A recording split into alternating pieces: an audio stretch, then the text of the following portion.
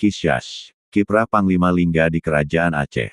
Novel karya Syukri Muhammad Syukri.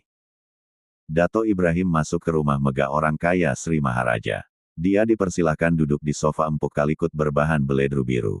Di depannya terhidang aneka manisan impor dari Goa. Lelaki tambun itu menyilakan Dato Ibrahim mencicipi hidangan yang tersaji. Dato akhirnya memenuhi undangan saya, kata orang kaya Sri Maharaja membuka pembicaraan. Ya, begitulah, jawab Dato Ibrahim sambil mengulum manisan jahe. Apakah Dato datang sendiri? Tanya orang kaya Sri Maharaja. Bersama istri, anak-anak dan para kerabat, jawab Dato Ibrahim menghela nafas dalam-dalam.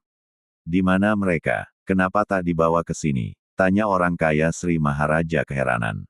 Begini, kata Dato Ibrahim dengan mata berkaca-kaca. Bagaimana? Kejar orang kaya Sri Maharaja makin penasaran. Kerajaan Malaka ditaklukkan Portugis. Kami eksodus ke sini, sedangkan Sultan Mahmud Syah ke Johor, jelas Dato Ibrahim. Dato Ibrahim menceritakan, mereka sudah lebih 2 pekan berlayar dari Malaka.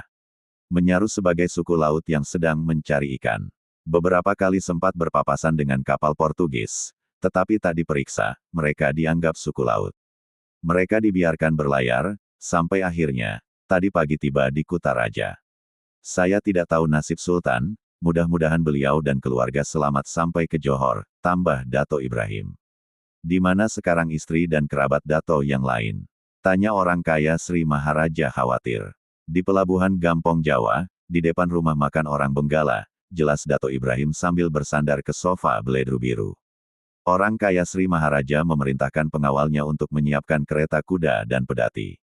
2 kereta kuda dan 1 pedati dikeluarkan dari gudang. Dengan menumpang kereta kuda, orang kaya Sri Maharaja dan Dato Ibrahim berangkat menuju ke pelabuhan Gampong Jawa. Orang kaya Sri Maharaja dan Dato Ibrahim tiba di depan rumah makan orang Benggala, bertepatan istri, anak dan keluarga kerajaan Malaka selesai sarapan pagi.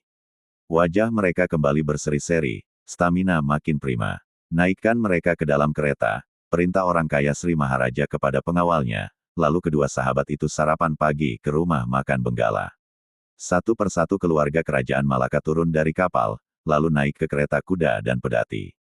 Di atas kereta itu, mereka merasa memperoleh harapan hidup kembali setelah eksodus dari medan perang.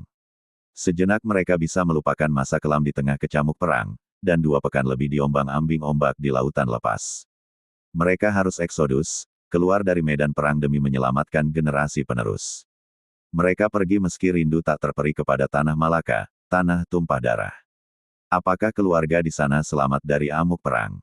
Tiada yang tahu nasib mereka. Eksodus bukan pilihan. Siapapun tak akan memilih keluar dari negeri sendiri.